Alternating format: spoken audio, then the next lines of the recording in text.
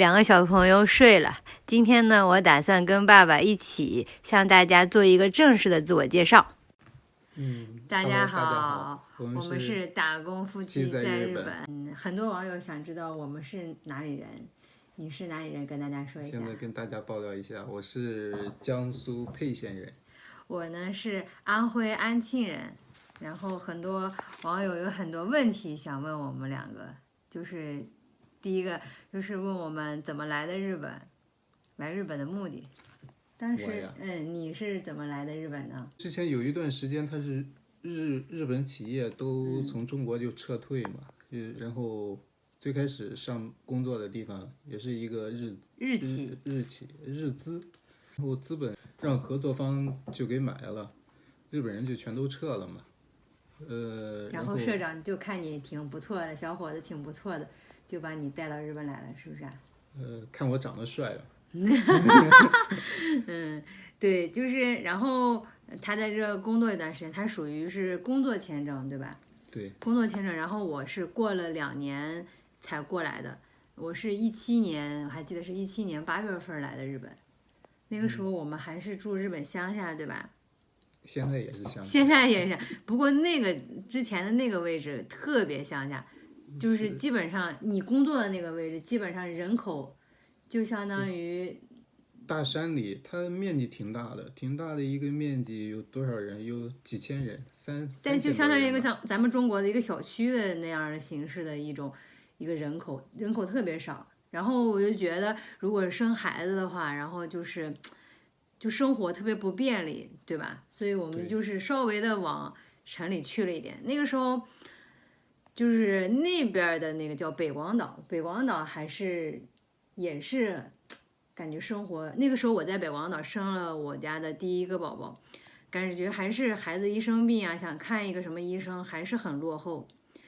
就比如说医疗啊、教育方面还是很落后。所以呢，我们之前刚开始是租的房子，对吧？那个租的房子其实环境还行，就是也是租金还是挺贵的。就是有很多网友问我们为什么要在日本买房，是不是想在日本投资啊，就像中国一样买一个房，就是相当于投资资本似的那种。那个咱们买房的原因其实很简单，那是被人投诉了吗？对，你也不能这么说。旁边住的一家那个大哥，他就是没有小孩，没结婚。日本人很多单身大哥，他不理解有小孩的那个环境，所以他就觉得我们家小朋友很吵，哭啊闹很正常，所以他就向那个租房子的那个叫什么中介吧，中介投诉了。然后我就想着，哎呀，这样是给别人带来了麻烦，而且小朋友就是租的房子。就不像我们村里啊，农村的那个有小朋友小时候随便跑随便撒欢了玩，对不对？他就是停车场也不可以让小朋友玩，就小朋友很憋屈在家里。所以呢，就当时听朋友说，日本的中古房很便宜，就是500万就可以买，就是相当于中国的30万人民币吧，就能买一个中古房。所以当时我们就去看了，这个是属于第一眼看的房子，对吧？第一眼看的，我们就看了一天，然后就想着买，因为那个时候怀上老二了，对不对？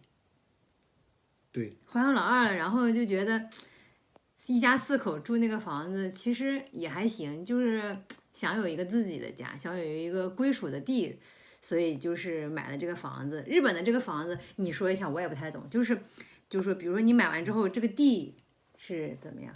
这地是自己的，就是终身产权。像中国是分什么50年、40年那种，对吧？你签合同的时候就有2份合同嘛，一份是地皮的合同，一份是建筑物的合同。就是等于说，其实它的这个建筑物其实不值钱，就是买完之后，像投资是不可能的，像我们这种乡下绝对是不可能的。买完这个房子就等于是跌价了，对吧？像日本乡下，除了东京、大阪那边买房子投资做民宿还可以，但是在乡下基本上就是属于自己住还行，投资的话有点困难，对吧？他就没办法投资，就是不是投资，我觉得都是在日本买房子，很多朋友在日本买房子都是为了有一个，因为在异国他乡嘛，你有自己的住所，就感觉像有个自己的家一样，就是归属感比较强一点，对吧？是吧？还有就是，就是还有人问我们现在做什么工作，你是做什么工作的？现在？我是做铸造的。你属于简单的说就是把金属化成溶液，然后浇到模型里，就会出来一个。但你是属于技术工种。对呀。那我跟大家说一下，我是因为我刚开始前2年我都得带孩子嘛，孩子还特别小，没有人看孩子。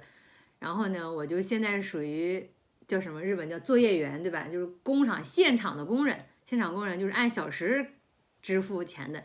一般比如说你去便利店打工的话，一般都是800吧，800、68就40多吧。现在没有那么多，40多1小时，40多人民币1小时。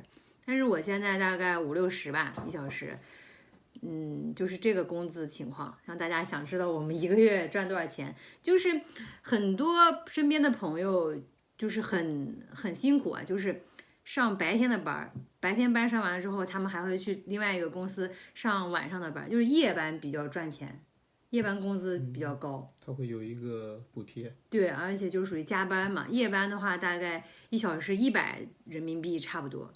就是他们就是白天也干，晚上也干，所以就是其实也是辛苦钱，就是我们的工资就是这样的。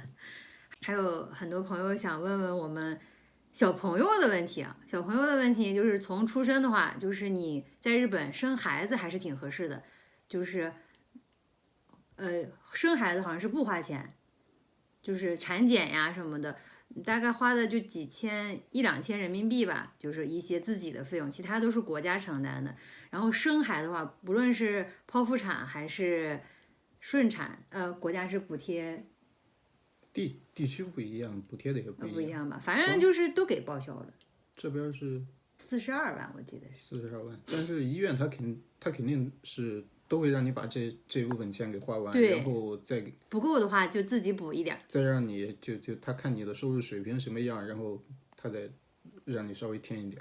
对，然后小朋友的就小朋友还会有工资，小朋友刚开始是0到3岁是1个月15000日元，15000，相当于人民币现在1000块钱差不多吧，1000块钱一个小孩，每个月都发。然后3岁之后就1万，到高中还是初中吧？高中毕业吧。到高中毕业一直都支付这个补偿金。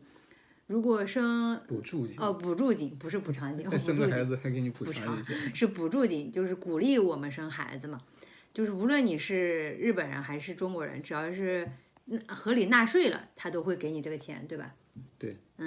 然后还有就是，孩子在上学不是上中文学校，很多人问我们孩子是不是上中文学校，没有，孩子是在日本上那个日本的，就是叫保育园，就相当于中国的托儿所。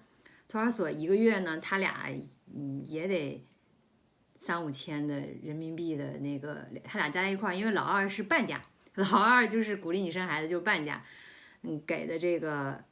1个月是3、5千的一个学费，就是可以中午在那吃，就是这样的。然后小孩问小孩，就是说我们家小孩夸我们家小朋友中文特别好，这个主要是爸爸和我的功劳，因为我们2个都是中国人，而且我日语不好，所以我就是在家里就尽量让他们从小就是说中文，而且爸爸还会教他们汉字呀、古诗呀什么的，就是我们2个比较重视中文的教育。因为在日本，因为我们身边有很多比我们大一点的那种前辈们，他们的孩子就是在日本长大，中文太差了，他们就排斥中文，不说中文，就觉得可能在日本小朋友当中，如果你会中文的话，就感觉很丢人。就是我感觉就是他们从小没有，就是怎么说教育好吧，不是说教育好，就是没感染到位。不是，就是他们根本就不说，根本就不会说，你让他听。听能听懂，但是说不行。说他根本就说不出来。但是我觉得我们家2个小朋友说的还是挺不错的。老大挺可以的。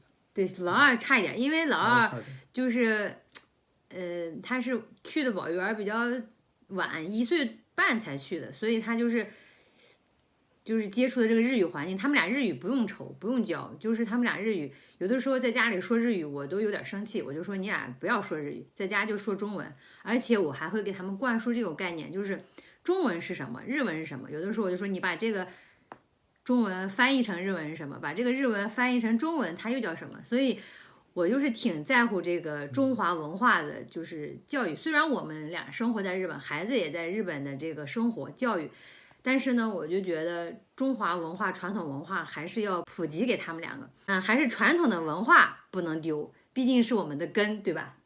对呀。好了，这个就是我们两个在日本的这些情况，然后也算是给大家做一个正式的自我介绍，就是感谢大家。因为我们两个带两个孩子在日本嘛，也没有亲戚朋友在身边，所以感觉发一个那个视频出去啊，然后很多人支持我们，然后语言很温暖，所以感觉就像自己的亲人在鼓励我们一样，所以就是都有点想哭了。哎呦，他就是那些叔叔阿姨们都特别好，就是每天都挺鼓励我们，就感觉就生活没那么，就是在日本吧，就是生活就是他们人情挺冷漠的，觉得，但是就感觉中国人挺温暖热心的。哎呦我的妈呀，就真的挺好，他们的那叔叔阿姨们，就是感觉啊，我特别喜欢你们一家子，我特别喜欢你们，然后就可鼓励我们，还说你看样子人也特别好，然后就是看你面相也是特别好的人，都夸我们，就感觉谢谢，就是感觉挺好的，就是然后说不容易吧，都不容易，在哪生活都不容易，就是感觉就是努力，就是过好自己的日子，不管在哪里，就是努力积极向上，就是一个很不错的生活环境、生活态度就行了。最后还是哭鼻子，太难看了。真的挺感谢他们的。好了，那就是我以后就是大家如果想看日本什么的风情啊，还有一些特色的东西，你们可以留言告诉我，然后我就会在我放假的时候，然后抽空就会拍视频给大家分享给大家。然后我们下期视频再见吧，再见，拜拜。拜拜，谢谢大家的鼓励。谢谢大家，再见。